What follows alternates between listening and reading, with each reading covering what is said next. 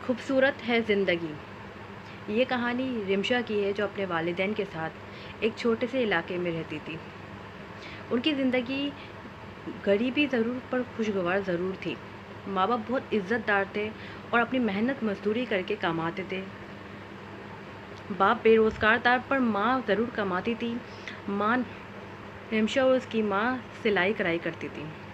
वो बहुत मेहनत से घर चलाते थे, पर उनके हालात इतने ख़राब थे कि वो गरीबी से परेशान होके उन्होंने फ़ैसला किया, अब कुछ करना पड़ेगा, मतलब कोई काम, अच्छा काम करना पड़ेगा जिससे हमें ज़्यादा पैसे मिल सकें, क्योंकि घर चलाना अब ऐसे मुमकिन नहीं है। तो वालिदैन बहुत परेशान हुए। रिमशा ये देखती रही और वो परेशान होती रही कि मुझे तो कोई अच्छी नौकरी भी नहीं मिल सकती। अगर मैंने टीचिंग के लिए भी अप्लाई किया तो मेरी पढ़ाई कोई इतनी ख़ास नहीं है कि मुझे टीचिंग के लिए ले लिया जाए। तो रिमशा भी परेशान होती है, पर रिमशा की हिम्मत जो होती है वो उसको आगे लेके जाती है। उसकी हिम्मत जो होती है वो उससे बोलती है, मुझ पे भरोसा करें, मैं जॉब करूँगी और मैं आप लोगों को सपोर्ट करूँगी। रिमशा अपने वालिदैन को सपोर्ट करती है। वालिदैन भी रिमशा पे भरोसा करते हैं और उसे जाने देते हैं। वो जॉब के लिए निकलती है ढूँढने। वो बहुत से स्कूल्स में जाती है, ऑफिसेस में जाती है, तो उसे बहुत सारी जगह से रिजेक्ट कर दिया जाता है कि पढ़ाई की बिना पर, कि अच्छी पढ़ाई नहीं है आपके पास, एजुकेशन नहीं है, बहुत सारी चीज़ों की बिना पर उसे रिजेक्ट कर दिया जाता है और निकाल दिया जाता है। जब उसको रिफ्यूज़ कर दिया जाता है तो वो फिर हिम्मत नहीं हारती, वो बार बार एफ़र्ट करती है, हिम्मत करती है और अप्लाई करती रहती है, यहाँ तक कि उसके आसपास के दोस्त, रिश्तेदार, जानने वाले ये बातें बनाने लग जाते हैं कि वो क्या क्या कर रही है। उसको निकालते थे, वो फिर चली आती है, पर वो फिर भी रिमशा बहुत एंड तक हिम्मत करती रहती है। तो फिर वही लोग एंड में तारीफ़ कर रहे होते हैं कि रिमशा ने इतनी हिम्मत की और अभी तक कर रही है, ये बड़ी बात है। अगर रिमशा की जगह कोई और होता तो वो कभी नहीं करता। पर आगे कहानी नया रुख लेने वाली थी। रिमशा की दोस्त आयशा और उसका भाई असद। असद जो कि रिमशा को बहुत पसंद करता है और आयशा रिमशा की बेस्ट फ्रेंड है। आयशा भी बहुत खुश होती है कि रिमशा अपनी फ्यूचर के लिए, अपने पेरेंट्स के लिए एफ़र्ट कर रही है, कोशिश कर रही है। आयशा उसको बहुत शाबाशी देती है, वो बोलती है तुम कामयाब हो, दुआ है। वो उससे बहुत खुश होती है। फिर रिमशा की एफ़र्ट एक दिन रंग ले आती है और रिमशा को एक जगह जॉब मिल जाती है।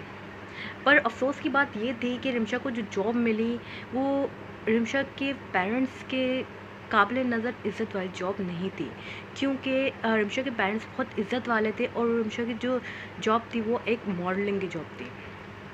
रिमशा वो बात अपने पेरेंट्स से छुपाती है कि वो लोग बहुत खुश हैं और वो अमीर वाली ज़िंदगी चाहती है, वो ज़िंदगी को खूबसूरत बनाना चाहती थी। तो वो बात कि अपने पेरेंट्स से छुपाती है और वहाँ पे जॉब करने लग जाती है।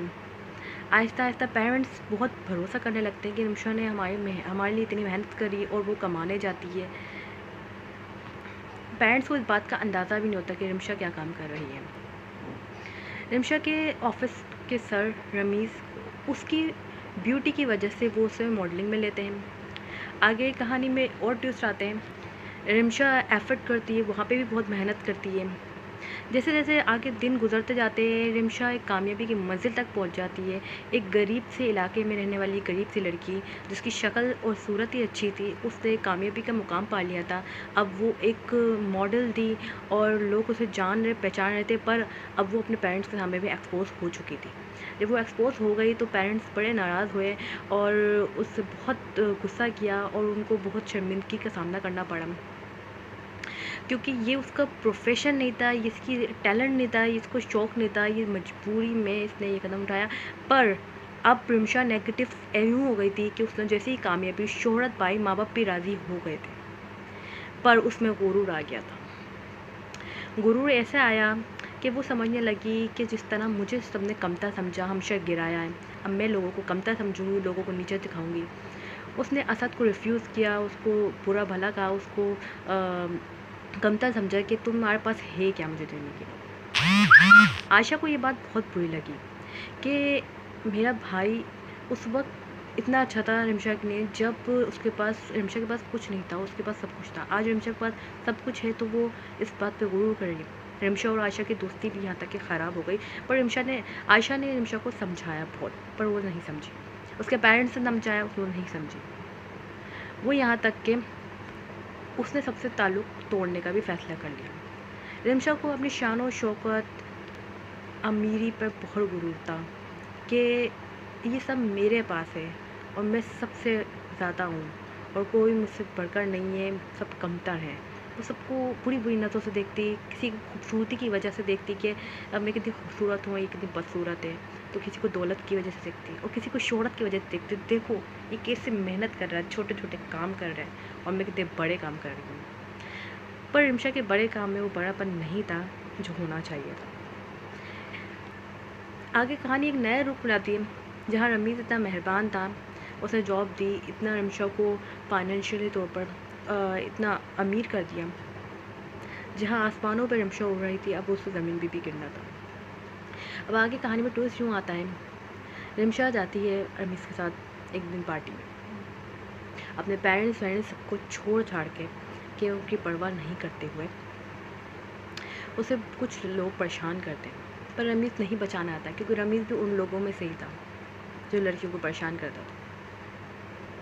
और रमीज़ देख के हंस के मजाक उड़ा रहा था और उसने उसको ना बचाया और वो दूर से खड़े तमाशा देखता रहा। रिमशा को देख के ये बड़ा अफसोस हुआ उसके लिए, पर रमीज़ के लिए कॉमन बात थी, रिमशा के लिए ये कॉमन बात नहीं थी, क्योंकि रिमशा गुरूर तो ज़रूर आया था पर वो ट्रस्ट कर रही थी रमीज़ पर उसका ट्रस्ट बेकार था एकदम। फिर वो अपनी जान बचा के खुद भागती है, तो देखती है रास्ते में उसे वही असद मिलता है उसको बचाने के लिए। वो गिर गई तो उसे उठाने के लिए वही असद मिलता है जिससे उसने ठुकरा दिया था, धुतकारा था, जलील किया था। फिर वो असद उसको बचाता है, लेके जाता है, अब उसके पेरेंट्स के सामने उसको करवाता है कि इसको माफ़ कर दे, माफ़ी दिलवाता है और उसको सपोर्ट करता है जब उसके सब खिलाफ़ हो जाते हैं। उस वक्त असद उसे सपोर्ट करता है, सब उसे माफ़ कर देते हैं। पर रिमशा को पछतावा इस चीज़ का होता है कि पछतावा ही बाद में क्यों होता है, पहले क्यों नहीं समझ में आती, पहले हम क्यों अपनी गलतियों को सुधारते नहीं और फिर नेगेटिव क्यों हो जाते हैं। फ्रेंड्स, इस कहानी का जो मेन पॉइंट यही है कि गुरूर का सर नीचा होता है और जब हम गिर जाते हैं तो हमें वही इंसान उठा रहा होता है जिसे हम सबसे ज़्यादा गलत समझ रहे होते हैं। अब ये जुमले तो आपने सुने ही होंगे, लाखों लोगों से ताल्लुक़ रखें पर एक ऐसे इंसान से ज़रूर ताल्लुक़ रखें जो उस वक्त आपको संभालें जब सब आपको ठुकरा रहे हैं, जब सब आपसे नाराज़ हैं। तो फ्रेंड्स, उम्मीद है इस स्टोरी से आप लोगों को बहुत से मैसेजेस मिले होंगे और अगर वीडियो अच्छी लगे तो लाइक करें, कमेंट में अपना फीडबैक दें, वीडियो अपने फ्रेंड्स के साथ शेयर करें और चैनल को सब्सक्राइब करना बिल्कुल भी नहीं। अल्लाह हाफ़िज़, टेक केयर, मिलते हैं नेक्स्ट वीडियो।